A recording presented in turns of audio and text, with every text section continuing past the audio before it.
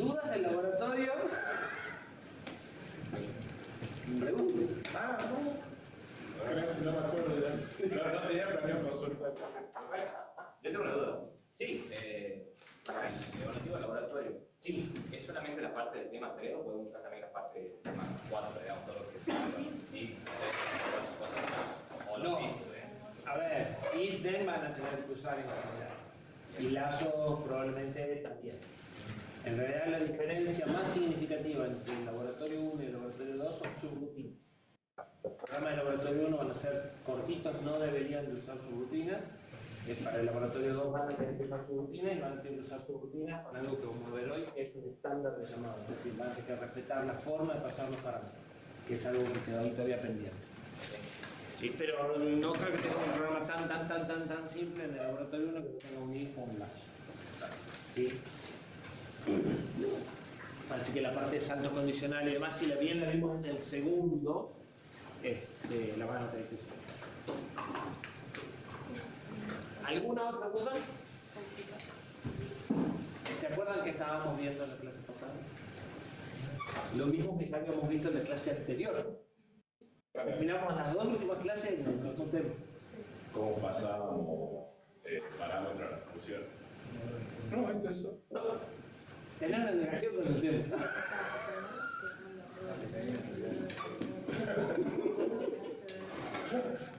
Es la segunda vez que no te lo acordás. Sí. Pero bueno, es el escenario. Variables globales y variables locales, que era el tema que se movió, les dije que lo moví durante la presentación, que lo pasé más atrás, entonces lo volvimos a alcanzar al final de la presentación. ¿Sí? Repaso rápido por tercera vez. ¿Qué son las variables globales? Son variables a las que tiene acceso todo el programa. Son direcciones de memoria conocidas, ¿sí? Asignadas antes de empezar a ejecutar el programa, el tiempo de compilación, y que existen, pues el lugar está reservado durante todo el tiempo de ejecución del programa. Y, por lo tanto, también son accesibles a cualquier parte del programa en cualquier momento. ¿Sí? Es lo que veníamos usando en todos los ejemplos hasta que nos metimos en pila. ¿Sí? Todo eso que veníamos usando son variables globales.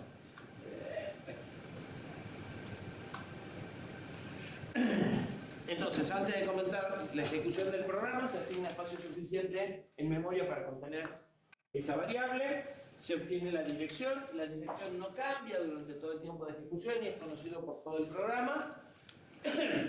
Cualquier parte del programa puede acceder. Y el espacio está reservado durante todo el tiempo de ejecución. Si yo lo uso en 4 instrucciones del programa, el resto del tiempo va a ser desperdicio de memoria. ¿Qué eran las variables locales?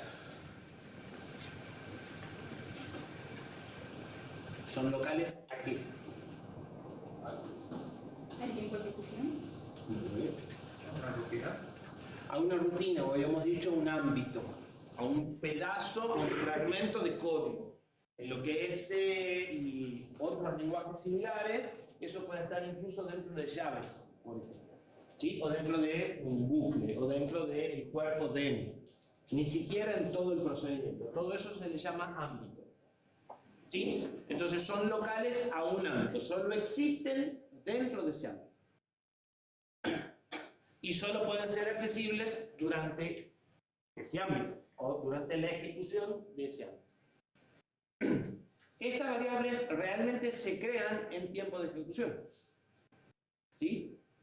Cuando ingresan al ámbito, se asigna el espacio necesario para la variable, cuando se sale del ámbito, se desasigna el espacio. Y como los ámbitos están anidados, íbamos a usar la pila. ¿Sí? Porque vamos entrando en forma anidada a los ámbitos y vamos saliendo en forma inversa, entonces la pila es una estructura que viene excelente para asignar este espacio. ¿Sí? Se van destruyendo en el orden contrario al que se van creando, porque los ámbitos siempre están anidados. ¿Sí? Bien. En términos de código, ¿cómo se hacía? Bueno, movíamos la pila como si hubiéramos hecho un push. Nuestra pila arranca en el final de la memoria y crece hacia el 0. Para guardar datos en la pila yo tengo que decrementar el puntero de pila. ¿Sí? Entonces, decremento el puntero de pila con dos precauciones. La primera precaución, decremento el puntero de pila, la cantidad de espacio que me haga falta con una precaución. ¿Cuál? Y que después te lo vuelvas a sumar cuando termine ese ámbito. Correcto. Y hay una precaución adicional que no discutimos. ¿Podría ser sub-SP numeral 6? No, porque es alineado. Correcto. ¿Sí? Los push y los pop se tienen que hacer alineados. Entonces a la pila la tengo que mantener alineada. Por lo tanto, me voy a tener que mover múltiplos de 4, aunque no me haga falta. ¿Sí? ¿Estamos de acuerdo? A partir de acá, normalmente lo que voy a hacer es usar direccionamiento indexado respecto al stack pointer para acceder a la variable. ¿Sí? Y yo les había recomendado, y se los voy a volver a recomendar, que hagan un dibujito para saber dónde están parados. ¿Sí? Cuando entramos al procedimiento, el stack pointer estaba acá, señalando algo que no sé qué es. Podrá ser una pila vacía, podrán ser datos de otro procedimiento que yo no puedo tocar.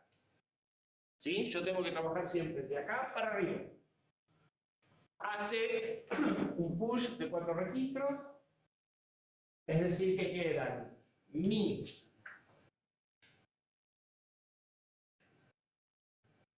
¿cómo se guardaban los registros?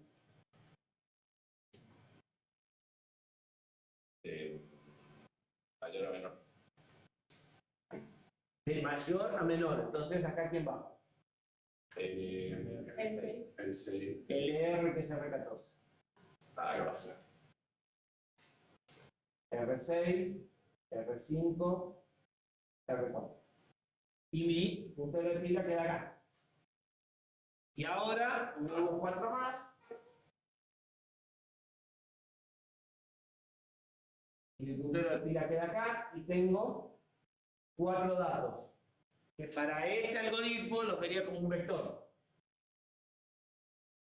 Y esto será B sub 0, B sub 1 y el SP me señala el 0. ¿Sí? Así que cuando quiera acceder va a ser B sub SP más el índice. Y son de un byte, así que es más el índice por nada. ¿Sí? ¿Está claro? Bien. Ventaja del uso de la pila para variables locales. Solo se ocupa lugar mientras la variable existe. Tengo ocupación y liberación dinámica. Tengo protección de datos. La dirección de la variable cambia en tiempo de ejecución. Como se crea en tiempo de ejecución, esta dirección yo no la conozco en tiempo de compilación. La única forma de saber la dirección es a través del puntero SP. ¿Sí? Entonces, yo le tengo que comunicar a alguien el puntero para que sepa dónde está la variable. Porque además el puntero SP se mueve. O sea, yo voy a tener que conservar un puntero al valor actual de SP antes de que sigan apilando cosas y cambie. Porque dentro de ese ámbito yo podría llamar a otra subrutina y seguir apilando. Y no va a haber problema, porque la subrutina va a devolver las cosas acá, pero la subrutina no sabría dónde buscar las cosas en la pila. ¿Sí? Entonces tengo protección, porque es difícil acceder a esa dirección, la tengo que comunicar yo. No hay otra forma. Soporta algo muy importante que le va a costar bastante entender, que es, pero que es importante que lo entiendan, que es la capacidad de manejar código reentrante. ¿Qué es el código reentrante? Un código o un ámbito que no se terminó de ejecutar, y se vuelve a ejecutar una segunda copia del mismo código. ¿Cuándo ocurre eso? Hay un caso en el que ustedes conocen. La recursión. La recursión. Pero resulta que cuando empiezan a trabajar con sistemas operativos y códigos en paralelo, ¿sí? En procesos multicredo, en procesos multicliente, multicredo es más grave, normalmente ustedes van a crear una subrutina para atender a cada uno de sus clientes, por ejemplo en un web server. Y esas se van a ejecutar en paralelo.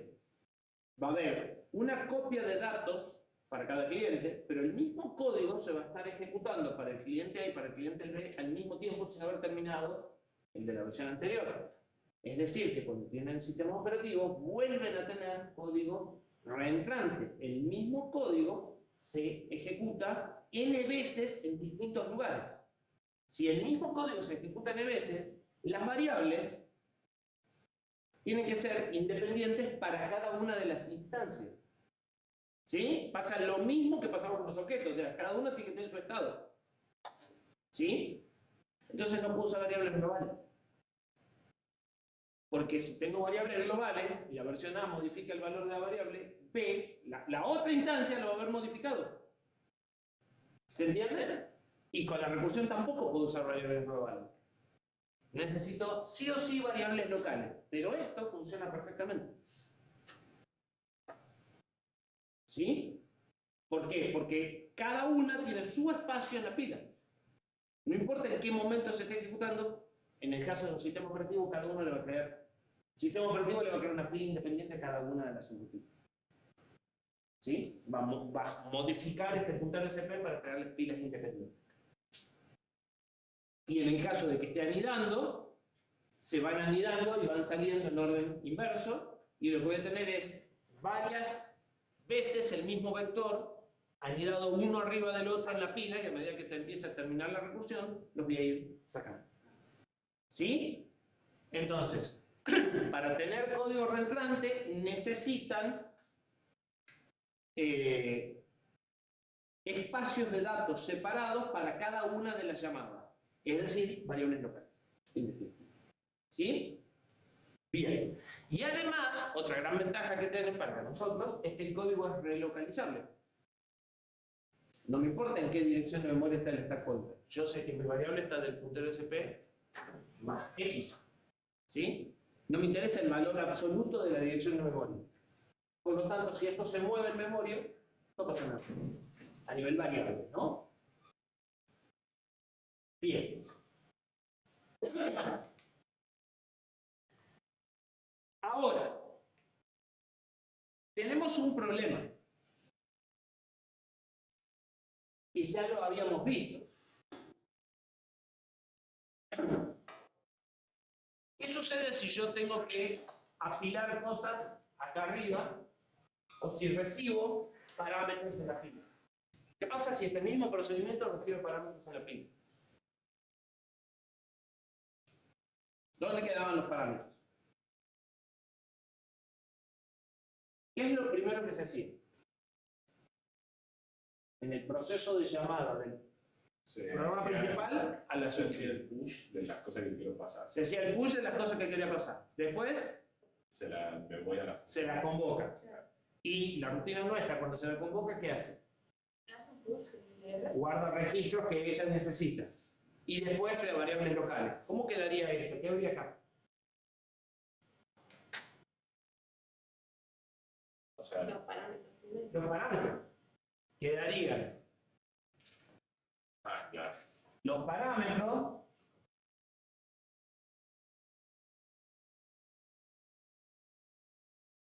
¿sí? Esta es la parte que no sé qué tiene, pero ahora sí, como su rutina me dijeron, mirá, vos cuando te llega el puntero al pila, te llega señalando al parámetro 1 y hay tantas cosas abajo. Y de ahí para, o sea, donde se acaban los parámetros, donde ya no te podés meter. ¿Sí? Fíjense que los parámetros llegan señalados por el SP, pero en cuanto guardo esto, se mueve el SP y en cuanto hago espacio se vuelve a mover el SP. Entonces hay pedazos de código donde el parámetro está en SP más 0, hay pedazos de código que están en SP más 4 y hay pedazos donde está en SP más 8. ¿Sí? Y no es muy lindo guardar un dato en SP y después leerlo en SP más 4 y darse cuenta de que tiene el mismo dato porque se movió el SP. ¿Lo ven al problema? Solución. Frame pointer. Ni bien arranquemos, esto es el SP. Ni bien arranquemos, vamos a copiar el SP a un segundo puntero, que se va a llamar frame pointer. El SP va a seguir creciendo y protegiendo los datos. El frame pointer se queda quieto y señala mi base de operaciones. Del FP para arriba tengo mis variables locales o mis registros almacenados. Del FP para abajo tengo los argumentos. Y FP se queda quieto. ¿Sí? El ARM se utiliza opcionalmente R7 como frame pointer. ¿Qué quiere decir opcionalmente? Que ustedes lo pueden usar o no. C lo usa. Si ustedes tuvieran que convertir el código de assembler con código de C, encontrarían que lo primero que hace el compilador de C es mover el SP al R7. La primera instrucción de cada subrutina. Pero eso lo hace En solo. realidad hace dos cosas. Hace un push de LR y R7, porque a R7 lo tiene que conservar, ahora vamos a verlo, y después mueve SP a R7 y R7 les quedó, digamos que acá. Pero siempre está R7, el anterior, que ustedes tienen que devolver, y el LR que tienen que devolver. Eso es lo que hace el compilador de C. ¿Sí? ¿Por qué? Porque se anidan, ustedes cuando vuelven esperan encontrar el R7 a donde ustedes lo dejaron, y no lo que hizo la subrutina, lo que ustedes llamaron, que hizo lo mismo que la subrutina desde que se le llamó. ¿Se entiende? Entonces, para eso, lo primero que vamos a hacer es guardar el R7 antes de cambiarlo. ¿Sí? Lo que obtienen es esto. ¿Sí? El frame pointer, la dirección de retorno, esto depende cómo funcione. Esto es en un procesador donde la dirección de retorno se guarda en los pins. En nuestro caso, la dirección de retorno se guarda en un registro y yo voy a hacer el push por arriba del frame pointer probablemente. ¿Sí? Los parámetros, toda la sección de parámetros y toda la sección de variables locales o de almacenamiento de registros a través del push, que siguen siendo a la larga variables locales. ¿Sí?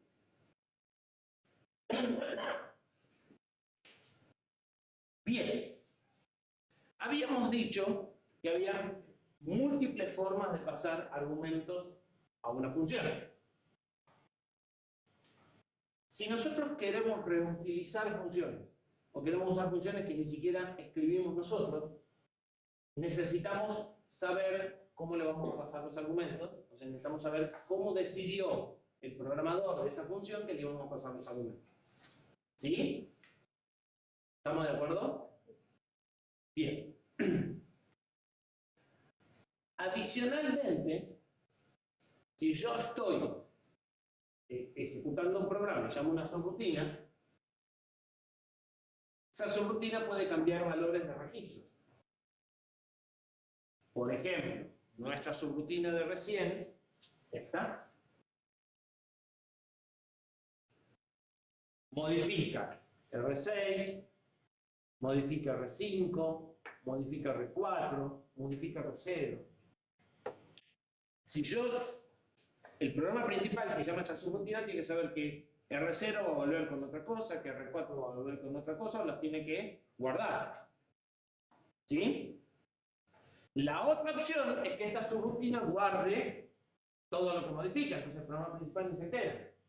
Pero podría estar sucediendo que guarde cosas que el programa principal no usa. O sea, esta guarda R4, R5, R6, por ahí el programa principal no tenía nada, R6, no valía la pena guardarlo. ¿Se entiende el problema? Entonces, o tengo un mapa de qué cosas mueve cada una y tengo que andar guardando antes de llamarla, o guardo al vicio cosas que por ahí no se están usando. ¿Sí? Y si esto se abre a un montón de gente, se complica más porque encima tiene que estar más o menos bien documentado. Imagínense ustedes escribiendo qué registro se usa en el encabezado acá de la función. ¿Sí? Entonces, para resolver eso, normalmente el compilador de C, que es el primer compilador que se escribe para un procesador, fija un estándar de llamada. Compilador de C o alguien más. Cuando vean el otro procesador en arquitectura van a ver que no fue el compilador de C el que fijó el estándar de llamada. Pero es lo mismo. Fija una forma de usar los registros y una forma de pasar los argumentos. ¿Sí? Bastante razonable, por supuesto.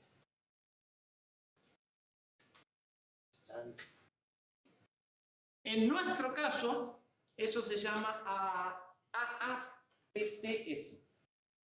ARM Architecture Procedure Call Standard. ¿Sí? Forma estándar de llamada a procedure. Esto a veces también se llama ABI. Application Binary Interface. O sea, interfaz binaria de aplicación. Estamos hablando de que dos códigos que ya están compilados por separado puedan interactuar adecuadamente. ¿Sí? Por eso lo de binaria. ¿Qué dice el estándar de ARM? El estándar de ARM, bueno, esta convención sirve para todos los procesadores, incluyendo los procesadores grandes que están en los celulares. ¿Sí?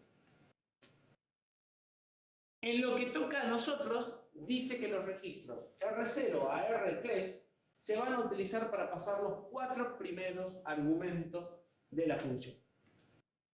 Siempre y cuando... Bueno, no porque son registros, acá no hay alineación. O sea, yo voy a poner el primer argumento en R0. Segundo argumento, habíamos dicho que la forma más fácil de pasar argumentos era el registro, ¿verdad? Bueno, entonces tengo hasta 4 registros para pasar argumentos. Los 4 primeros argumentos de la función los voy a mandar en los 4 primeros registros. ¿Tiene que ser globales? No. No, porque los registros, yo pongo el valor en el programa y la subrutina lo saca el registro. Oye, que se vayan las chicas. Tienen que entrar. Si quiero pasar un vector, no voy a poder pasarlo en un registro. ¿Qué voy a pasar si quiero pasar un vector? La dirección. Era igual. Tendría que guardar. La dirección es un registro. ¿Sí? Entonces, si son datos simples, los voy a pasar en el registro. Si son datos estructurados, o sea que sí o sí tienen que estar en memoria, voy a pasar el puntero a la base en el registro. ¿Sí? ¿Estamos de acuerdo? Si tengo menos de 4, Sigue pasando. uso lo que tengo. O sea, si tengo 2, voy a usar el reserva de run. Si tengo más de 4, Usar el pack. van a la pila los que sea. ¿Sí? Voy a retornar el resultado de la función en RC. ¿Sí? Y en principio no puedo retornar más que un resultado de función. ¿Sí? Y en principio no puedo retornar estructuras. Puedo modificar las estructuras de memoria si recibir un valor de referencia, pero no puedo retornar estructuras. Esto está bastante compatible con lo que sucede en C. Usted no puede retornar una estructura. ¿A qué se refiere con parámetro de retorno? El resultado, Claro. ¿sí? Y fíjate que obliga, es decir, no podrás hacer una función del tipo void, en principio. Claro. ¿Sí? O por lo menos debería mandar algo ahí que puede ser un cero. Basura. Exactamente. ¿Sí? Cosa también bastante habitual en C, porque en C casi la mayoría de las funciones devuelven un error level. O sea, devuelven un código de error de si no se pudo hacer algo. Entonces muchas devuelven int simplemente para decir si algo de lo que mandaste estaba bien o mal. Claro. ¿Sí? Entonces casi todas las funciones en C devuelven algo, no son void. Las funciones que ustedes escriban son libres de modificar R0 a R3, o sea, lo que recibieron como argumento, más R12 sin conservar el valor. Es decir, si yo soy el programa principal y tengo algo importante en R3, que no me hace falta, porque como argumentos necesitaba solamente R0 y R1, yo puse algo en R3, cuando vuelva, no sé si vuelva. Si hay algo importante, lo tengo que guardar yo como programa principal.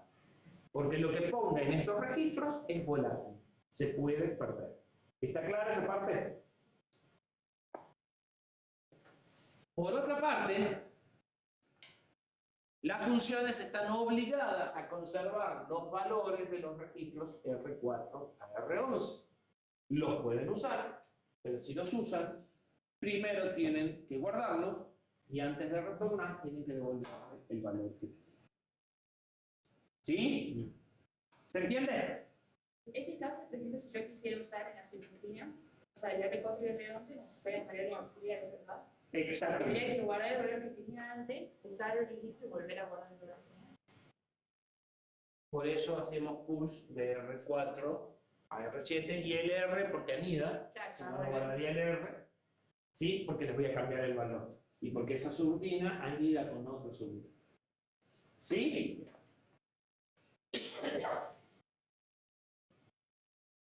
Por convención, el primer parámetro, y cuando hablamos del primer parámetro, a esto ya sí importa únicamente si van a trabajar en C, o si van a trabajar en C mezclado con Assembler, el primer parámetro es el que está primero en la lista de paréntesis, escrito de izquierda a derecha. ¿Sí? ¿Por qué? Porque necesitan saber exactamente dónde van a recibir los argumentos. Bueno, depende de cómo está escrito el prototipo de la función, y entonces el primero de los argumentos es el que va al R0 y el que sigue va al R1, y si ustedes dan vuelta el prototipo, cambia el orden de llamada. ¿Sí?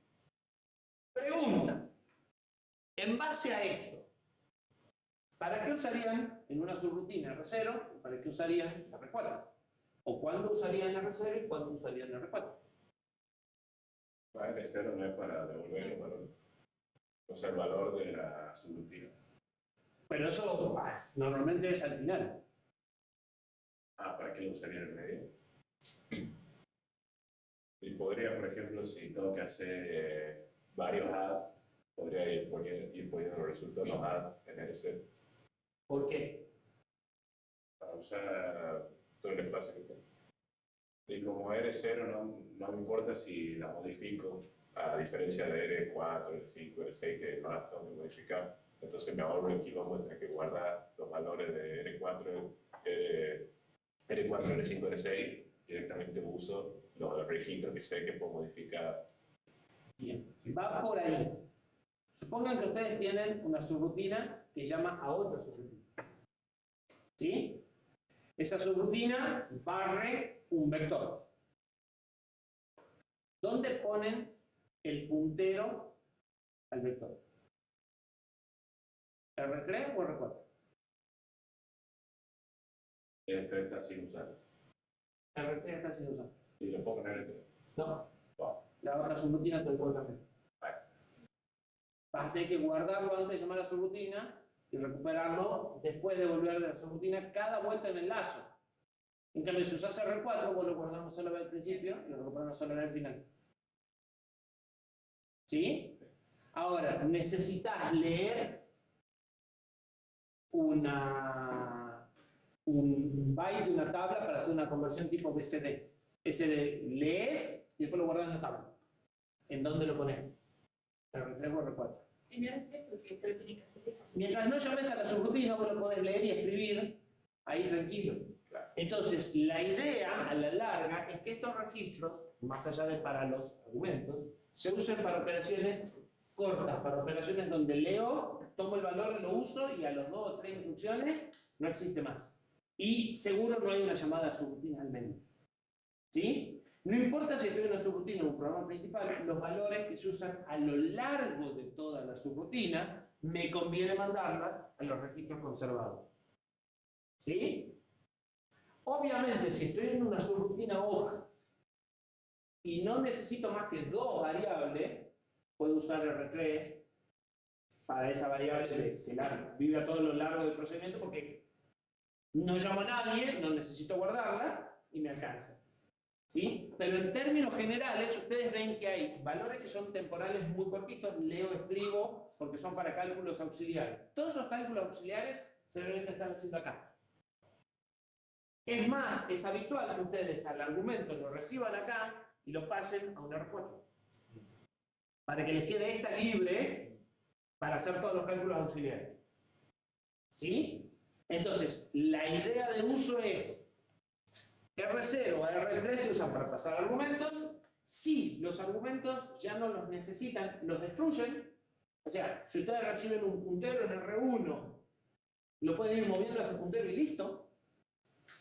¿Sí? No hace falta que le conserven el valor que tenía el puntero. Y si necesitan que la variable viva a lo largo de todo el procedimiento, les conviene pasarse a un registro conservado. Sobre todo si eso usa una subrutina que puede pisar. Tengan presente, porque es una de las cosas que vamos a revisar en el laboratorio de los códigos de los parciales, ¿sí? No importa si la subrutina a la que llamo realmente cambia R3. Si yo dejo algo en R3 y después lo busco sin haberlo guardado, está mal. Pero esa subrutina no lo usaba. Es suerte. ¿Sí? Cuando hablamos de que hay que cumplir el estándar, hay que cumplirlo más allá del caso particular de la subrutina. ¿Sí? Nosotros, en ciertos casos, le vamos a decir que hagan su rutina como quieran. Y en ciertos casos, la mayoría, le vamos a decir que tienen que hacer sus rutinas conforme al estándar. Si es conforme al estándar, no importa el caso particular de que la que llamo no modifique R0, R1 o R3. ¿Sí? Ustedes tienen que pensar que sí lo modifican. ¿Está claro? Bien. En muchos enunciados van a encontrar el término de subrutina transparente. Es lo mismo. La subrutina transparente es una subrutina a la que yo puedo llamar y es como si no hubiese cambiado nada. O sea, no me voy a encontrar todo en el mismo lugar y con los mismos valores que previo a la llamada. ¿Sí? Es como si la llamada fuera transparente, como si no hubiera ocurrido. ¿Sí? En nuestro caso, básicamente, es que cumple con el estándar de llamada. ¿Y qué opinan? ¿Qué debería suceder con las banderas? Y habría que guardarlas, tal vez. Y capaz que como o sea, el concepto de la actividad, mientras vuelven a estar como estaba en el programa principal, las podría usar. ¿Qué opinan? Como a nivel práctica de programación, ¿está bueno setear las banderas en lugar de usarlas 2 kilómetros más atrás? ¿O es preferible setear las banderas y usarlas lo más pronto posible? Sí, la segunda opción. Sí. Y si vamos a setear la bandera y lo vamos a usar lo más pronto posible, ¿cuántas probabilidades hay de que en el medio de ese lo más pronto posible haya obligatoriamente que poner una llamada subrutina? Es poco probable. Entonces, ¿qué norma tomarían ustedes? ¿Quién debería guardar la bandera? ¿La subrutina siempre? ¿O el programa principal las muy pocas veces que ocurre? Si va a pasar muy pocas veces, la subrutina no sabe si el programa principal está usando o no la bandera en este caso particular. ¿Sí? Porque como la subrutina la idea es poder llevármela a cualquier otro lado, por ahí en este programa principal no la usa, pero en el otro sí. O sea, una vez que fijé un estándar, lo tengo que cumplir siempre. Si la subrutina va a ser la responsable de guardar, va a guardar siempre. Si realmente el programa principal muy pocas veces va a necesitar que los flags no cambien, voy a estar perdiendo tiempo guardando tiempo y esfuerzo, porque eso hay que escribirlo, guardando siempre para que se use muy pocas veces. Entonces, en general, vamos a tratar de maximizar la eficiencia del caso más común. Lo más común, por buenas prácticas de programación, es setear la bandera y usarla lo más pronto posible. Podría suceder que vos setees la bandera, tengas que llamar una subrutina y recién a la vuelta tomar la decisión. Bueno, en ese caso, hacerte responsable vos de guardar la bandera. ¿Sí? Y entonces las banderas no se guardan automáticamente o no se guardan por la subrutina, y yo tengo que tener presente que las banderas pueden cambiar, la subrutina puede tener adentro, porque alguien puede decir, bueno, porque la subrutina no usa ninguna instrucción con ese y listo. ¿Qué sucede si yo le digo a la subrutina que no pueden usar instrucciones con ese? No puede trabajar con la bandera. ¿Y eso es un sinónimo de qué? ¿Por dónde? ¿Cuál es la limitación? ¿Seria o en la? Para mí bastante serio, sí. Pero no puedes comparar con No serio. puede tomar decisiones, no puede hacer ni if ni lazos, ¿sí? O sea, es muy serio. Entonces, claramente no es una opción esa, ¿sí? Entonces,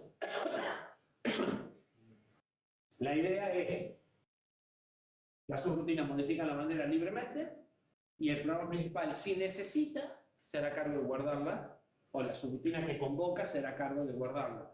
Lo mismo, o sea, las banderas siguen el comportamiento del R0 al R3, en definitiva. ¿Sí? O sea, el registro de estado. Puede pasar que la subrutina cambie la bandera, pero el programa principal no le interesa. No le falta. Es más que puede pasar, es lo más probable. Claro, porque solo servía en ese ámbito, digamos. Exactamente. Y porque es raro que el programa principal esté obligado a setear la bandera antes de llamar a la subrutina y tomar la decisión después. No es imposible, pero es raro. ¿Sí? En general vos deberías de poder mover la comparación a después de la llamada a la subrutina. Profe, y claro, en el caso de que sea una subrutina hoja, ahí sí no habría drama que cambie la bandera, ¿verdad? Porque no tiene que decidir nada. Tiene que salir únicamente de sí mismo. Es que el problema lo estamos discutiendo no es con la subrutina hoja, es con la que la llamó a la hoja. Claro. ¿Sí? O sea, el tema es que la subrutina que llama tenga que setear algo y decidir después del llamado. No importa si está llamando una hoja o una no hoja. Claro. ¿Sí? Bien. Subrutinas recursivas. ¿Qué son las subrutinas recursivas? Dios. Y hay programas que son más fáciles de resolver por recursividad. Dicen. Dicen, te quiero ver resolviendo un quicksort sin recursividad. Sí. Definitivamente es más fácil que por recursividad. Hay un par. ¿Eh? Hay un par de programas. Sí, pero el quicksort y con lazo, ¿Qué vamos a tener que hacer quicksort en la igual con este hacer el quicksort es muy fácil. Si las subrutinas están bien definidas.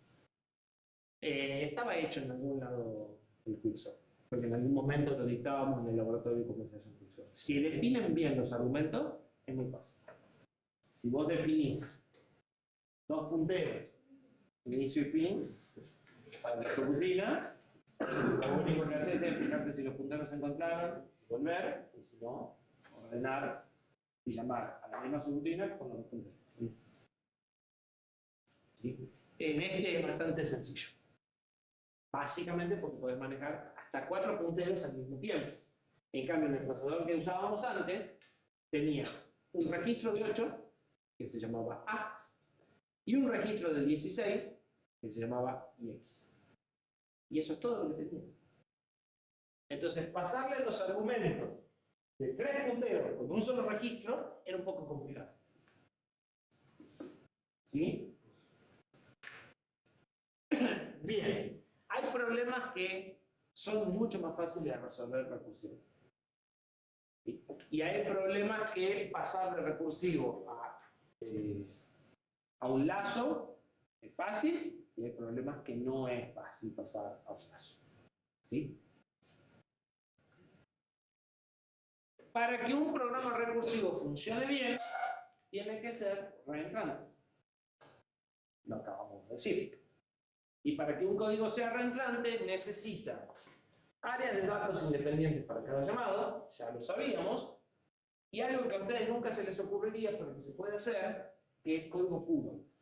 Quiere decir que el código no se modifica a sí mismo mientras se ejecuta. ¿Recuerdan que el programa es una activa de bytes en memoria? Ustedes ya me dijeron que en el laboratorio ustedes están corriendo sus programas desde RAM, no desde Flash.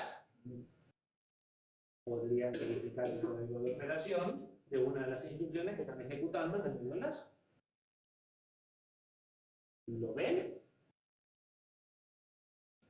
Si el programa está en RAM, los códigos de operación de las instrucciones están en memoria RAM.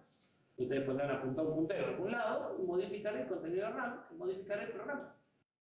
Entonces, en una pasada enlazo hace una cosa y en la pasada siguiente hace una cosa distinta porque ustedes cambiaron su propio programa en tiempo de ejecución.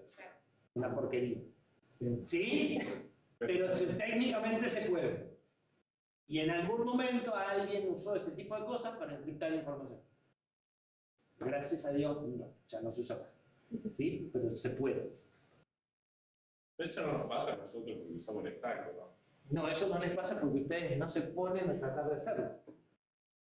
Si vos apuntas cualquier registro, si tomás el valor del PC, en cualquier registro, y vas a modificar el contenido de lo apuntado por ese registro, modificás la instrucción. ¿Sí? Y si lo haces bien, la instrucción que vas a poner va a ser válida.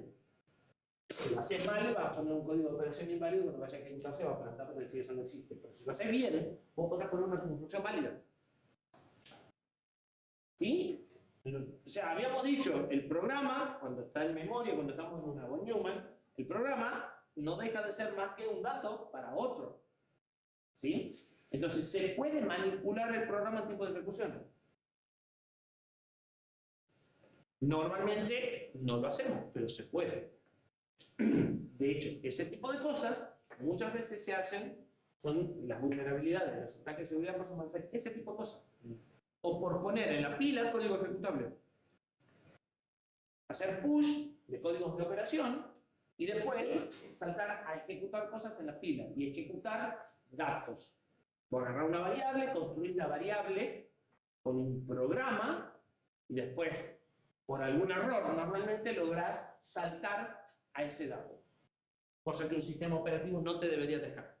Un sistema operativo debería tener separadas las áreas de datos de las áreas de programa, aunque esté todo en RAM, por razones de seguridad. Pero a veces hay errores. ¿Sí? Entonces, se puede hacer y se hace, hoy por hoy, no con buenas intenciones. Áreas de datos independientes quiere decir que tienen que tener las variables en stack, es decir, que sí o sí tienen que usar variables locales. No pueden implementar subroutinas recursivas con variables locales. ¿Sí? Hay un ejemplo de laboratorio que sí se puede, pero porque tiene una sola variable y no la usa más allá de como el argumento de entrada. Entonces, más o menos andaría igual. ¿Sí? Para que esto funcione, obviamente tiene que haber un caso base. ¿Sí? Y para que esto funcione, les suelo adelantar por si hay alguno en el laboratorio, por si les toca alguna, suele ser más fácil hacer una subrutina recursiva que no sea conforme estándar que una conforme estándar. Con una conforme estándar está guardando muchas cosas al vicio. Entonces, ¿qué es lo que les conviene hacer? Hacer una subrutina que no sea conforme al estándar y después hacer otra subrutina que guarde todo, recupere todo y que solo llame a esta. Y pero que la recursión quede acá. Porque si la recursión se hace por acá, esta cabecera de guardado de cosas se repite un montón de veces y se empieza a poner muy engorroso. ¿Sí? ¿Se entiende lo que les digo? Claro. O sea, la de arriba sí sería por el estándar. Claro, hacen una que no es estándar, que es la que es recursiva, que tiene un punto de entrada y dos puntos de salida. Y después hacen una que lo único que hace es guardar los registros, llamar a la otra y cuando terminan devolver los registros y volar. ¿Sí? Como un pequeño programita que la envuelve. Entonces va a ser más sencillo. Plantean esta olvidándose el tema estándar. Si se les acabó el tiempo, la dejan ahí. Y si les alcanza el tiempo, después hacen un pedacito chiquitito, una llamada acá, y que cuando vuelva, termine con todo. ¿Sí? Con lo único que sí van a tener que tener cuidado en la recursiva es con el LDR. Pero ese no tiene opción. ¿Sí? Pero este miércoles no vamos. No. Este miércoles van a rendir cosas más sencillas que esto. Pero si yo no les aviso esto ahora, ¿cómo se los aviso? No, está bien. ¿Sí? De hecho, a partir de este miércoles, ustedes van a empezar a escribir ese laboratorio. Así que este es el momento de avisárselos. Bien. Ya habíamos hablado de abstracción y lo vamos a volver a marcar porque los problemas del laboratorio y todavía peor, los problemas del parcial van a ser problemas complejos. ¿Sí? No van a ser leer un dato en una tabla. Que pueden resolverlo con un diagrama de flujo, con un poco de práctica, ni con un diagrama de flujo. Entonces, van a necesitar partir el problema en partes y atacar cada parte por separado, pensar cada parte por separado. ¿Sí? Y cuando estén desarrollando la parte, olvidarse del pedazo que no es su problema. Normalmente los problemas de los parciales son complejos, nosotros nos vamos guiando en el orden en el que les pedimos las cosas. Entonces les pedimos que construyan una subrutina de tal forma, y después que con eso hagan lo que sigue, y después que con eso hagan lo que sigue. ¿Sí? Entonces, practiquen el concepto de, si en este momento me tengo que jugar con esto, me centro en esto, después de ver cómo eso encastra en el más grande. ¿Sí? A veces ustedes tienen que decidir cómo se va a comportar alguno de los bloques, a veces está como muy guionado. Hagan esto recibiendo estos argumentos, ¿sí? ¿Para qué? Porque depende cómo definan la función, les va a resolver una parte del problema, les va a crear un problema más grande. ¿Sí? Si la función no está bien definida, si recibe pocas cosas, recibe muchas cosas, no a partir del problema en la forma adecuada. ¿Sí? O sea, te conviene empezar por las hojas, sería, ¿verdad? Por lo más... Si ustedes tienen que diseñar la solución, no. Les conviene empezar diciendo, mi problema es este, tengo que hacer esto, esto y esto. Entonces, cada una de esas cosas que tengo que hacer, probablemente eso es una subrutina.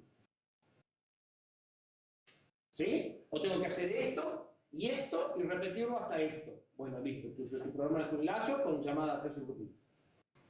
Una vez que sabes qué es lo que tenés que hacer, planteas cómo vas a resolver eso, construís eso y después sumás.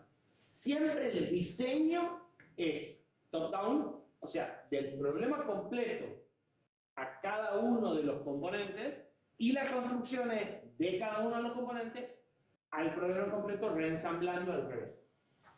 ¿Sí? En muchos casos nosotros le damos una parte de la ida. O sea, queremos resolver este problema y para eso vamos a hacer una subrutina que hacer y otra cosa que hace esto. Y a ustedes lo que le queda es terminar por ahí de mezclar las piezas, pero ya te dije cuáles son las piezas. ¿Sí? Entonces después les pido construirme esto y ensamblarlo o no. Decime cómo lo ensamblarías, por ahí es tan largo que ya no te pido el ejemplo. Te digo, con ese pedazo para resolver estos problemas, ¿qué es lo que estaría faltando? Un lazo que haga esto y otra subrutina que haga esto. ¿Se entiende? Bien. Una de las ventajas de esto es que se pueden hacer bibliotecas y reutilizar.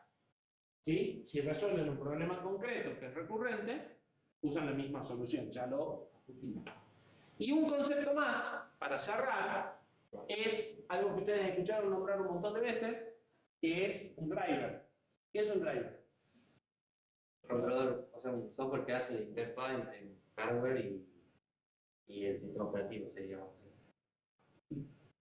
¿Para qué necesitamos un driver? Para que las instrucciones del sistema operativo se puedan traducir al... En realidad, la función normalmente del driver es lograr que distintos dispositivos tengan el mismo comportamiento de software. ¿Sí? Es decir, que para el sistema operativo todas las placas de video se comportan igual.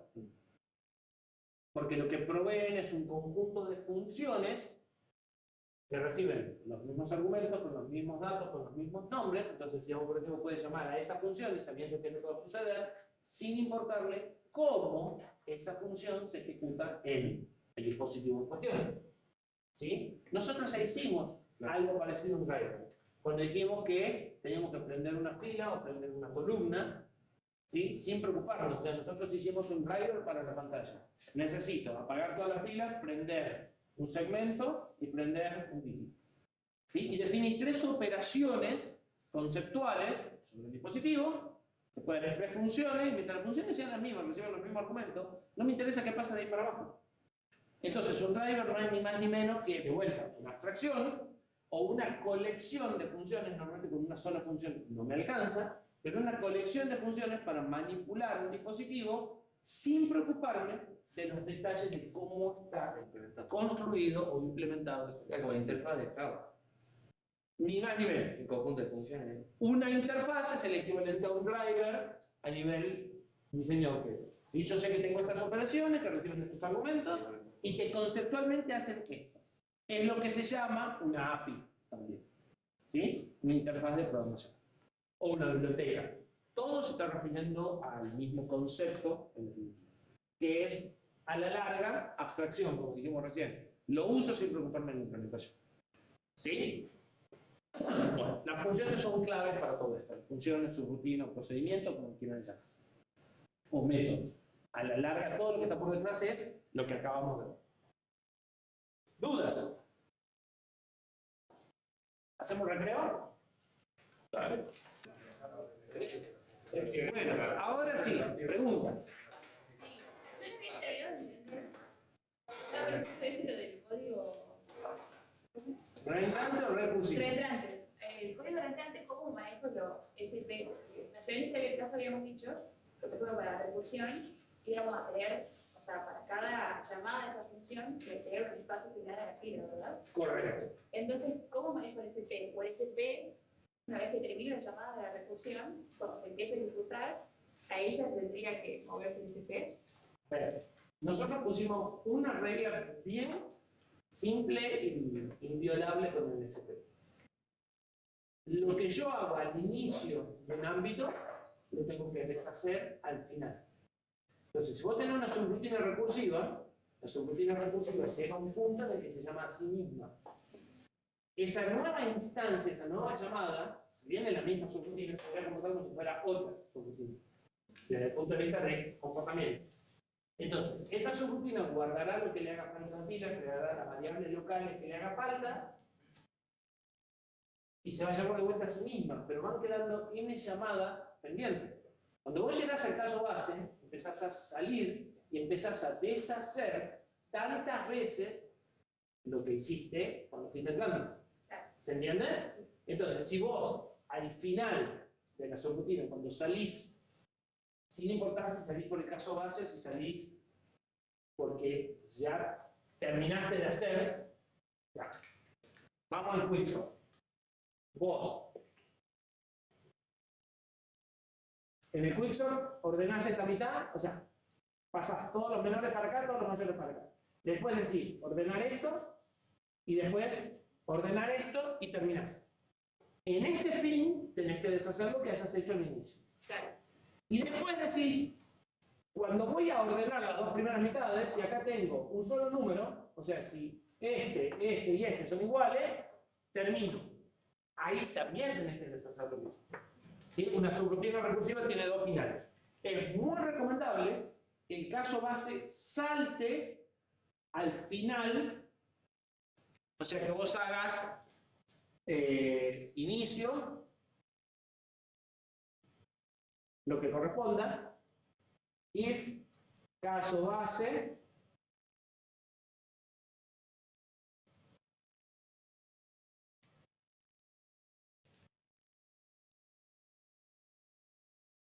y que tengas una sola salida. Claro. Y que el caso base esquive todo y se vaya a la colita de secuencia. Entonces, si vos acá deshaces lo que hiciste acá, siempre va a andar bien. Si vos acá haces un push, acá tenés que hacer un pop. Si acá generás espacio para 3 variables locales, acá lo tenés que devolver. Y como por acá salís, o sea, tu salida es la misma, sea por caso base o sea porque ya terminaste de ordenar las dos mitades, acá lo que tendrías sería ordenar mitad 1, mitad 2 y terminás. ¿Sí? Entonces, si le das esta forma, no vas a tener problema con el fin. Cada vez que te llames a vos mismo acá y acá, se va a apilar por encima tu contexto o tu área de trabajo se va a convertir de ahí para arriba y te va a haber quedado un pedazo de pila que es el que vas a agarrar acá. Si vos entras recursivamente 3 veces, vas a tener 3 de estos contextos que después tienes que ir sacando a medida que vas volviendo. Porque vas a pasar, o sea, vas a hacer 3 veces después acá el BXLR o el POP-PC. Claro. ¿Sí? Y por eso es que las subrutinas recursivas son un problema con las pilas. Se van apilando todo el contexto uno arriba de la otra. ¿Sí? ¿Alguna otra duda? ¿O eran dos? ¿O eran dos cosas? Y después no me quedó claro para qué sirve el FP.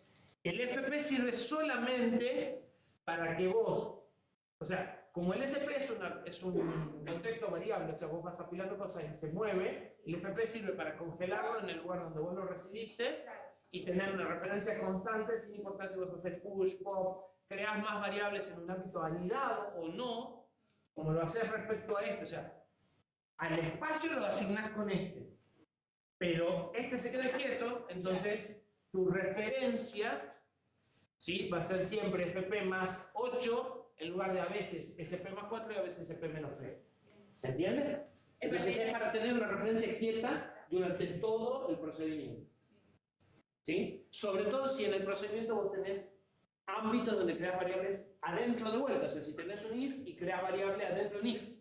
Entonces, se te cambian las variables que estaban fuera del if porque seguís avanzando durante la ejecución. Si vos movés esto al inicio y lo dejás quieto, reservás espacio para todo y ya está, no pasa mucho. Pero si vas creando cosas o poniendo cosas en la pila durante la ejecución y sacándolas después, las variables locales o los argumentos que vos querés acceder acá te van cambiando de desplazamiento a medida que vas haciendo push. Y es más difícil de seguir. ¿Sí? Entonces, para eso se usa el FP. Simplemente para congelar el stack pointer en donde vos entras. Porque en realidad, a este pedazo, vos no lo usás como pila, lo usás como memoria indexada. En definitiva. Después la tendría que vaciar. Eso se vacía solo cuando vos vas haciendo los popos, cuando vas moviendo el SP en sentido contrario. ¿Sí? O sea, este te sirve para la protección de decir todos estos datos están ocupados, nadie los puede tocar, y este te sirve como puntero para saber cuál es tu área de trabajo. Bien. Dentro de la pila. Pero como la pila se puede seguir moviendo, pero seguís agregando cosas, tu espacio de trabajo está apuntado por ese y se queda quieto. ¿Más dudas? Seguimos con tema nuevo entonces. Con eso terminamos software y entramos en hardware. Vamos a empezar despacito por hardware. Vamos a empezar con una descripción de hardware. Y la buena noticia es que vamos o media clase adelantado o una clase adelantada. Tenemos que empezar el 25. Ya sé quién me va a decir algunos. Y bueno, entonces no vemos clase. Pero íbamos a una clase atrasada. ¿Cómo sabemos que no nos vamos a volver a atrasar acá? Si nos volvemos a atrasar, después vamos a tener que venir el día fuera de los horarios. Bien, entonces mejor que si sobran clases llegan acá. No venimos por esta fecha, ¿verdad? Sí. Les recuerdo, a partir de acá va a haber que empezar a usar ese manual, que es el manual del procesador específico, del dispositivo específico que vamos a usar, que es el chip más grande que está soldado en la placa, el que está a 45 grados. Vamos a ver un panorama general de todo lo que hay en ese procesador, en ese microcontrolador, o sea, de qué hay adentro de ese integrado. Y nosotros después vamos a estudiar en detalle algunos de los periféricos que tienen. Algunos muy poquitos, lo suficiente para que si ustedes después necesitan estudiar algún otro, lo puedan hacer ya. ¿Sí? Un poco de contexto. Todos los microcontroladores, o sea, cuando ustedes compran microcontroladores, como los microcontroladores tienen integrados dispositivos y memoria dentro de una pastilla, y eso no se puede cambiar, y ustedes no pueden ponerle más memoria como una PC, Aunque tal vez la PC tampoco se usa más memoria. Es normal que lo que encuentren sea una familia de microcontroladores. O sea, varios individuos que comparten las características generales, pero uno tiene más memoria que el otro tiene más patitas que el otro, ¿sí? Para que ustedes puedan elegir dentro de la misma familia cuál es el que mejor se ajusta al proyecto que ustedes quieren hacer, ¿sí? Entonces, normalmente todos los microcontroladores, cuando elegimos un dispositivo, pertenece a una familia. Y los manuales y las especificaciones están para toda la familia, porque lo que cambia en la familia son detalles, casi como el color del auto y si tiene el aire acondicionado o no, ¿sí? El auto es esencialmente el mismo modelo, pero tiene variantes. Bueno, con esto pasa exactamente lo mismo, ¿sí? El objetivo es que ustedes puedan elegir el componente que mejor les conviene. En nuestro caso, la familia se llama LPC43XX. ¿Sí? El nuestro es el 4337, pero es un miembro de la familia XX, donde vamos a ver que hay otras variantes. Todos los módulos, en este caso, todos los miembros de la familia 43XX tienen más o menos los mismos dispositivos. Eso puede cambiar, pero en general es así. Y lo que van a cambiar son las cantidades de memoria y algunos otros detalles. Esto es más o menos, no se lee mucho que digamos, esto es más o menos lo que se van a encontrar adentro de la familia 43XX. Y estos son los componentes de la familia, y acá están las diferencias entre los miembros de la familia. ¿Sí? ¿Qué tenemos? Un procesador Cortex M4, el que venimos programando. Yo ya les había dicho que además del Cortex M4, también tenemos un Cortex M0, como segundo procesador que no lo vamos a usar. O sea, tiene dos procesadores asimétricos, no son del mismo tipo. Los dos procesadores pueden correr hasta 204 MHz, pero este procesador tiene un set de instrucciones más complejo que este.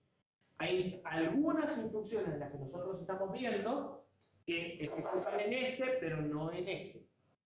Y hay un conjunto de instrucciones que nosotros no vamos a ver, que se llaman, o que le suelen llamar instrucciones para DSP, y si no son instrucciones sin D, ¿sí? Sin D es el nombre que le da Cortex, y en términos generales se llaman DSP. DSP quiere decir Digital Signal Processor, o sea, un procesador para procesamiento de señales digitales, y sin D, Single Instruction Multiple Data. Estas instrucciones pueden hacer unas cosas tan simpáticas como sumar, multiplicar dos números de 32 bits y acumularlos en un registro de 32 bits en un T. Y básicamente buscan resolver productos vectoriales extremadamente rápido. Porque cuando ustedes hacen procesamiento de señales, las operaciones de transformadas de Fourier y transformadas de Laplace y la operación de convolución se convierten, cuando trabajan en procesamiento discreto, se convierten en productos matriciales del tipo cruz. ¿Sí? Entonces, ¿cuál es el problema? El acumulado del producto de todos los ítems. ¿Sí? Estas instrucciones buscan resolver eso muy rápidamente. ¿Para qué? Para poder procesar señales de mayor frecuencia y menor. ¿Sí? Nosotros no nos vamos a meter en ese set de instrucciones porque no nos interesa. Créanme que si hace falta las ojean y van a decir, ay, qué lindo, qué bueno que están, y las pueden usar exactamente igual porque son unas sumas muy poderosas, digamos, pero a la larga no son más que un producto y una suma. ¿Sí? Este procesador tiene ese conjunto de instrucciones y este no lo tiene. Además de eso, nuestro M4 tiene una unidad de punto flotante. ¿Qué es una unidad de punto flotante? GPU. ¿La GPU? No, la G es de graphics. La sigla es FPU. O sea, la unidad de punto flotante es normalmente una float pointing unit F. Para hacer operaciones con punto flotante. ¿Y qué implica hacer operaciones con punto flotante? ¿Por qué no lo podemos hacer con la misma ALU que teníamos? Porque tiene otro formato el número con punto flotante, que tiene al final la potencia. Nada más que porque tiene otro formato. Nosotros no vemos matemática de puntos flotantes. Para sumar dos números de puntos flotantes, lo primero que tenés que hacer es igualar las potencias. Para ver si un número tiene incidencia sobre el otro. Entonces tenés que hacer una normalización de los números, después tenés que hacer la suma, y después tenés que hacer una normalización de vuelta para llevarlo a la potencia que corresponde para que vuelva a quedar en punto flotante. ¿Sí? Entonces, el proceso de sumar números de punto flotante es lento y complejo. Ni hablemos de multiplicar puntos flotantes. ¿Sí? Nuestro procesador no lo puede hacer y no son rutinas cortas. O sea, si nosotros lo quisiéramos hacer, lo tenemos que hacer en assembly a la mano. Bien.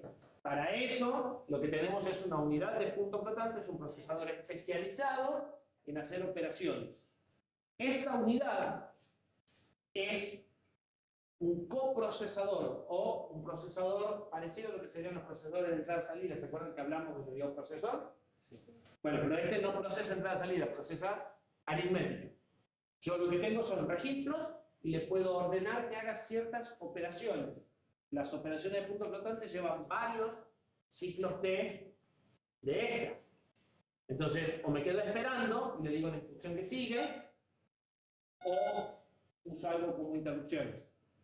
¿Sí? Lo cierto es que esta no tiene programa, en principio. A esta lo que yo les voy diciendo es cada instrucción que tiene que ir haciendo desde un procesador de propósito general, que es el que sigue el código. ¿Sí? Una GPU suele tener un montón de unidades de puntos flotantes para hacer un montón de cálculos en paralelo. Porque para hacer los cálculos de la posición 3D se necesitan unidades de cálculo, muchos cálculos en puntos flotantes. ¿Sí? Entonces las GPU suelen tener barbaridades de coprocesadores de puntos flotantes. Se especializan en operaciones de puntos flotantes masivas. Eso es lo que hace a procesamiento. ¿Sí? Estos son los CPU. Tenemos memoria, distintos tipos de memoria. Memoria flash, ¿para qué? Para el programa. Para el programa, ¿sí? Va a ser el equivalente a nuestra memoria de solo lectura. Memoria RAM estática. La memoria rápida, digamos. La lectura directa. En un microcontrolador en física no hacemos RAM y RAM. ¿Sí? Normalmente vamos a tener solo estática. ¿Por qué? Porque tiene poca. Fíjense la cantidad total de memoria RAM que tenemos. En el mejor de los casos, 136K. Ni mega, ni giga, K. ¿Sí? Entonces, va a ser RAM estática. Tendría que ser un microcontrolador muy grande, como lo que puede tener un teléfono, donde la RAM es externa y ya pasa a ser RAM. EPROM. ¿Para qué será? ¿Qué diferencia hay entre la E cuadrado PROM y la flash? Yo la EPROM para las instrucciones. Puede decir que la de no se podía borrar. Se puede borrar electrónicamente. Y era con. ¿Y la flash? O sea, Flashes. sí, pero no debería. ¿La flash se puede borrar? Sí, Sí. sí. ¿Cómo se borra? Con sensor. No, eso es de ROM.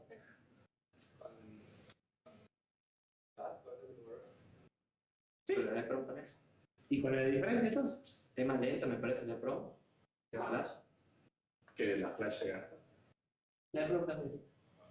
La E cuadrado PROM también. Perdón.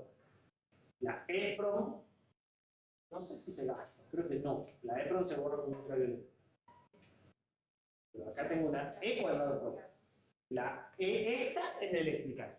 Sí. O sea que se borra con la electricidad. Redundancia. La diferencia es que en la EEPROM ustedes pueden borrar byte a byte. Y en la Flash Y no, se borra todo. se borra por páginas, se borra por bloques. Las dos se escriben por byte, cuidado, ¿eh? Las dos se escriben byte a byte, pero cuando se borra por páginas.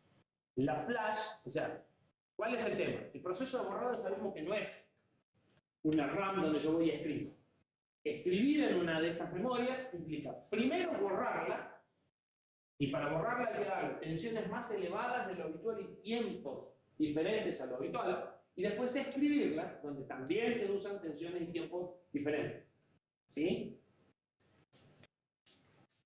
En estas, el borrado lleva la mitad del tiempo, porque borro n bytes de una sola vez. En esta tengo que ir borrando de a uno, y después tengo que ir escribiendo. Los dos procesos son lentos, pero el de borrado es más lento.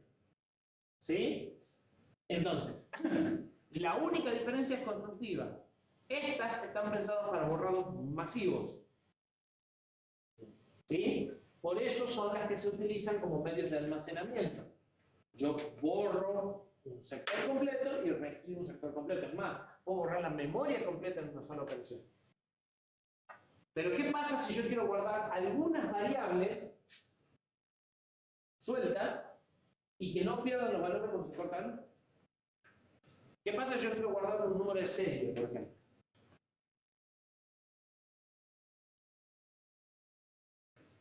Tengo que borrar todo un sector. En cambio acá puedo borrar solo un byte. Entonces, estas están pensadas para variables no volátiles. Yo voy a poder borrar un dato y reescribirlo sin afectar a los otros. Para hacer lo mismo con estas sería todo un lío. Tendría que asignarle todo un sector, que parece mucho, y cuando modifico una variable tengo que tomar el valor de todas y volverlas a escribir con el mismo valor que tenía. ¿Se entiende? Entonces, la única diferencia es que yo acá puedo escribir datos individuales, borrar datos individuales y escribir datos individuales. Acá solo puedo borrar conjuntos. Después puedo escribir datos individuales, pero ya borré un conjunto entero. ¿Sí? Entonces, estas están pensadas para variables persistentes, por decirlo de alguna forma. ¿Sí? Constantes de calibración, todas cosas que no van a cambiar muy a menudo, porque también tienen vida útil, ¿sí? Pero que no quiero tenerlas metidas adentro de un programa. ¿Sí? Números de serie constantes de calibración se suelen guardar en este tipo de memoria. ¿Sí? Perfecto. Sí. ¿Y el tamaño de la página que yo quiero borrar en la Flash lo puedo establecer antes de No, borrarlo? lo estableció el que fabricó. Ah, ya fijo. Vos podés borrar una página, un sector o toda la memoria, pero los tamaños ya están definidos de antemano. Es parte de la construcción interna. Y por último, tengo una ROM. Una ROM de verdad. ¿Saben qué hay en esa ROM? ¿De qué? ¿Ah, sí hay drivers? Sí, dice ROM drivers. Ah. Sí, de los GPU. Ahí hay unos programas, se llaman drivers, pero unos programas que permiten comunicarse con el procesador cuando el procesador está borrado, cuando el procesador no tiene programa. Ustedes van a poder, tocando ciertas patitas, hacer que se ejecute parte de esta ROM que les dio el fabricante y, por ejemplo, cargar el programa desde un puerto USB.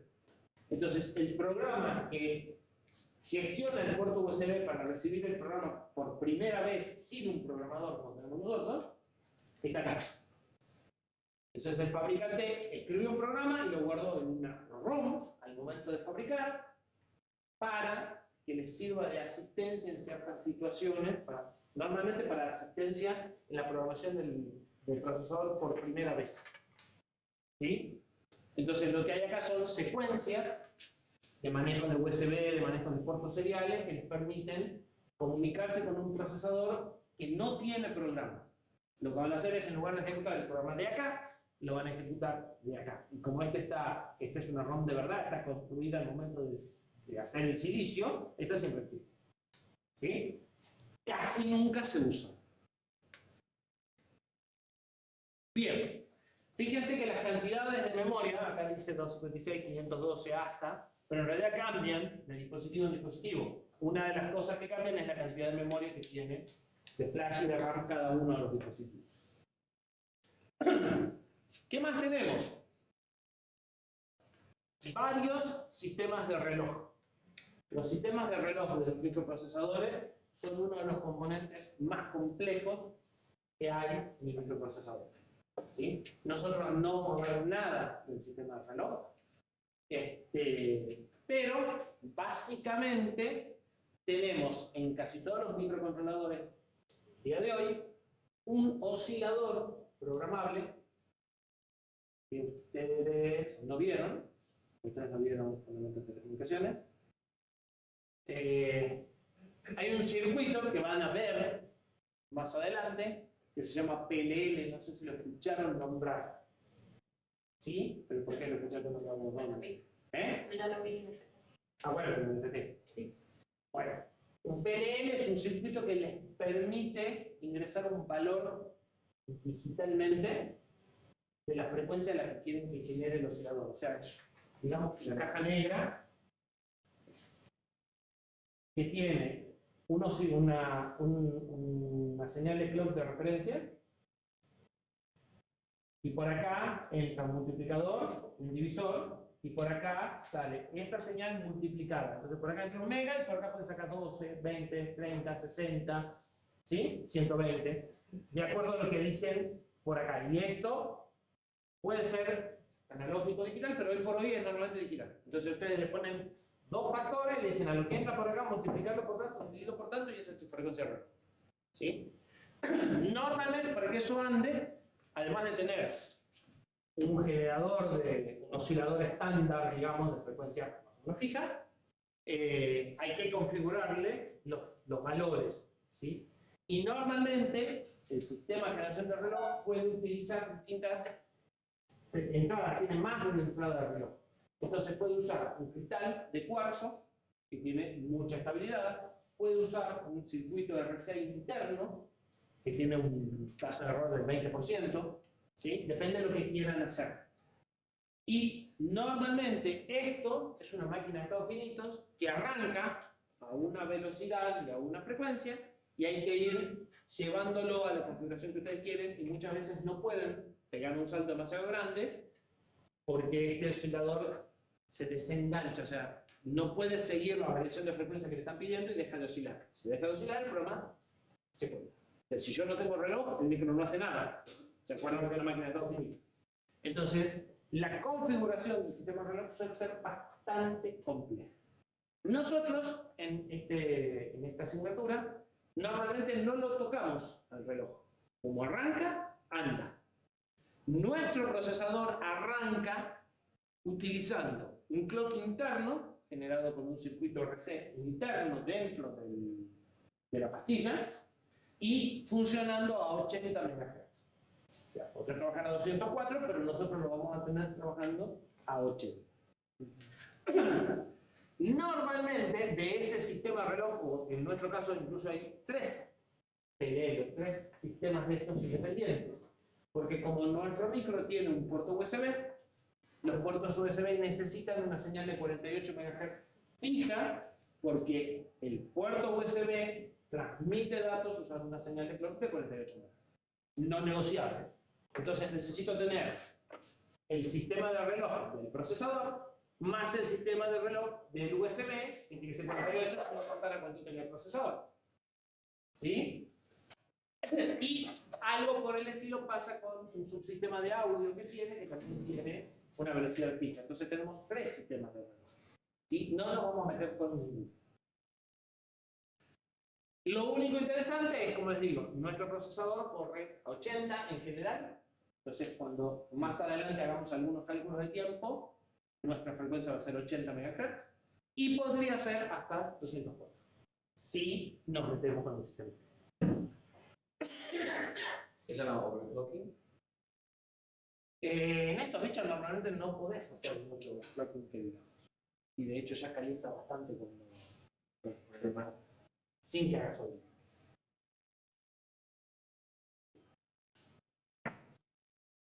Tenemos como dispositivos de entrada-salida un conjunto de temporizadores. ¿Sí? Esto es hardware que me va a permitir manejar tiempo, por ejemplo, la interrupción una vez cada milisegundo. ¿Sí? Vamos a estar usando parte de esto. Tenemos entradas y salidas analógicas, en particular muchas entradas, una sola salida. Es habitual que los procesadores no tengan salidas analógicas, ya vamos a ver por qué. Normalmente se reemplazan por modulación de ancho de pulso. ¿Sí? Entonces tenemos entradas, pero no tenemos salida. Y después tenemos muchas interfaces de comunicación de distintos tipos. Tenemos los puertos de entrada y salida digitales, para manejar nuestras teclas y demás, y un montón de puertos de comunicaciones. Por ejemplo, Ethernet. Por ejemplo, I2C, que por ahí lo escucharon hablar. Por ejemplo, manejo de tarjetas SD. ¿Sí? Tarjetas de memoria.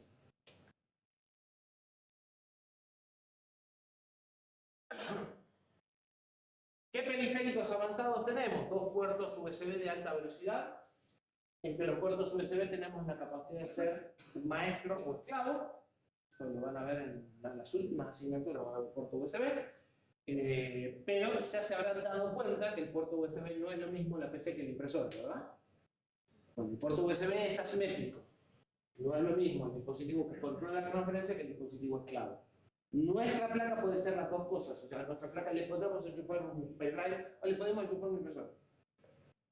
¿Sí? O la podemos enchufar a una PC y decirle que se comporte como un teclado. ¿Sí? Entonces, tiene las dos posibilidades. Puede ser maestro, puede ser esclavo, ustedes pueden elegir. Tiene conexión de memoria flash externa para ampliar la capacidad de memoria sin que necesitaran poner algo más complejo, como puede llegar a ser, han hecho correr en esta placa un Linux embebido, entra ajustadísimo, pero bootea un kernel de Linux, ¿sí? Es como mucho pedirle, ¿no? Pero,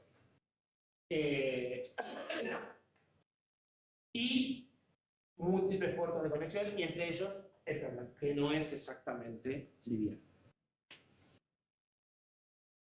Uno más y cortamos. Nuestros procesadores tienen posibilidades de comunicación entre sí. ¿Para qué? Para que estemos haciendo distintos procesos, puedo decirle al otro procesador que hagan parte de algún proceso, no sé, y que me devuelva un resultado.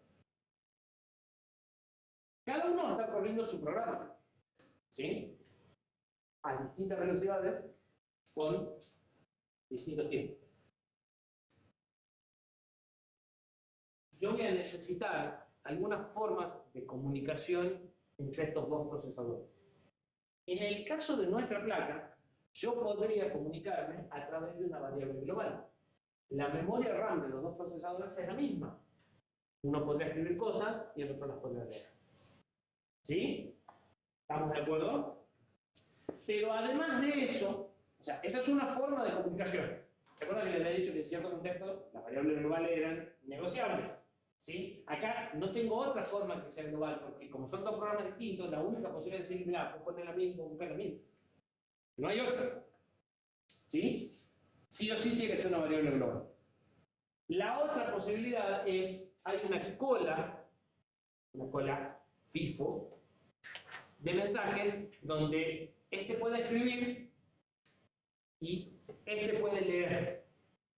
Y este puede ir poniendo cosas y normalmente cuando este pone cosas, le mando una interrupción y dice, che, te dejé cosas en una FIFO. Entonces una memoria autónoma con dos punteros o con dos contadores que dicen, el próximo dato tengo que escribir de dónde va y el próximo dato tengo que leer de dónde va. Entonces hay dos colas, una en este sentido y otra en el sentido contrario. ¿Sí? Por acá el procesador principal, que se supone que es el más complejo, le manda comandos. ¿Qué son los comandos? Datos que ustedes definieron. ¿De qué tamaño? No sé. Le manda comandos, le avisa que manda un dato y por acá le contesta y también le manda una interrupción para decirle que hay datos. ¿Sí? Esto normalmente está pensado para intercambiar comandos o argumentos o resultados cortos. O sea, no voy a pasar un vector entero, por ejemplo, ¿sí? Pero sí podría el programa principal poner un vector en memoria y mandarle por acá la dirección del vector en el que tiene que trabajar, ¿sí? Y esto haría las veces de nuestros argumentos de subrutinas. Y eso ¿Sí? también hace con el procesador de puntos flotantes. No, creo que con el procesador de puntos flotantes directamente le escribe los códigos de operación de las instrucciones que tiene que hacer. O sea, le dice hacer nada. Pero la verdad es que nunca me metí en... Nunca hice nada con el punto flotante. Nunca le mandé a hacer uno en assembly. Entonces, o sea, yo por ejemplo le doy un programa al Cortex M4 y tiene varias subrutinas. ¿Podría el Cortex decirle, che, al M0, haceme tal subrutina mientras yo hago esto? No. Lo que puede hacer es, este tiene subrutinas, este también tiene subrutinas y este siempre le delega a este ciertas cosas que él ya sabe hacer. O sea, sí le puede decir hacérmela, pero no le puede decir ejecutame vos mi subrutina. Ya está previamente definido cuáles son las subrutinas que va a tener él y qué es lo que puede hacer. Y sí, él le va a pedir que ejecute, pero dentro del repertorio de lo que él ya tiene dado por el programa de esta. Bien. O sea, operaciones muy específicas que puede realizar mejor el M0 que el M4. Sí, normalmente cuando vos estás haciendo sistemas de tiempo real, necesitas garantizar los tiempos. Entonces, una opción, por eso está hecho de esta forma, las cosas de tiempo crítico se las dejas a aquel, que tiene programas más sencillos, más fáciles de determinar cuánto tiempo demora, y las cosas que no son críticas del tiempo se las dejas a él. ¿Sí? Entonces, una opción es repartirse de esa forma. En realidad pueden estar ejecutando dos programas totalmente distintos que no tengan nada que ver, pero en general van a estar trabajando. ¿Sí? Entonces, van a repartir las cosas. Desde el punto de vista de la programación, lo que acá pones es una biblioteca y lo que acá pones es llamadas a esa biblioteca. Ahora, aquel tiene un programa completo, o sea, aquel está ejecutando un programa que o bien está esperando que le den órdenes o bien está haciendo cosas activas. O sea, él podría estar encargado en nuestro reloj, este podría estar encargado de estar refrescando la pantalla. Y la comunicación es qué tiene que mostrar por la pantalla, nada más. Y todo el ciclo de mostrar la pantalla es responsabilidad de él. Este necesita. ¿Se entiende? Claro, como que este tiene lo más complicado. O sea, los dos son procesadores, los dos tienen su ciclo de fetch, decode y execute independientes. Si yo a este lo voy a dejar durmiendo hasta que este le dé órdenes, o voy a partir el problema para que este siempre tenga cosas para hacer, y este también, es un problema de cómo los uso. Yo en código puedo dividir. Esta No, quiero que lo haga. son dos códigos distintos. Dos programas. Son dos programas distintos. Pensé como que tenés dos computadores y bueno, esta va a hacer esto y esto va a hacer esto. ¿Sí? Y lo que tenés es la posibilidad de coordinarlas entre sí. Cómo la repartida de las responsabilidades es parte del diseño de solución que vamos a proponer. ¿Cortamos acá? Antes que venga Sade.